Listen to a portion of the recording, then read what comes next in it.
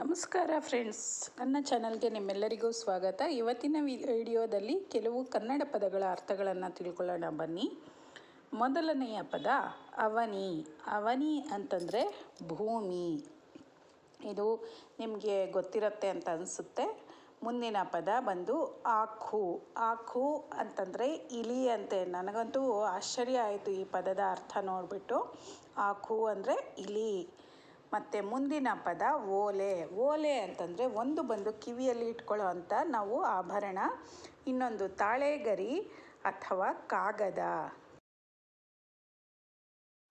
ಮುಂದಿನ ಪದ ಕಂಠ ಶೋಷಣೆ. ಅಂದರೆ ಏನು ಪ್ರಯೋಜನವಿಲ್ಲದೆ ಮಾತನಾಡುವುದಕ್ಕೆ ಕಂಠ ಶೋಷಣೆ ಮಾಡುವುದು ಅಂತ ಹೇಳ್ತಾರೆ.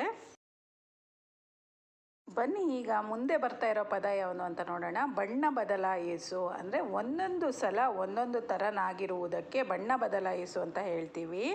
ಈ ವಿಡಿಯೋ ನಿಮಗೆಲ್ಲರಿಗೂ ಇಷ್ಟವಾಗಿದ್ದರೆ ಪ್ಲೀಸ್ ಈ ವಿಡಿಯೋಗೆ ಒಂದು ಲೈಕ್ ಕೊಡಿ ಹಾಗೂ ಫ್ಯಾಮಿಲಿ ಫ್ರೆಂಡ್ಸ್ ಜೊತೆ ಶೇರ್ ಮಾಡಿ.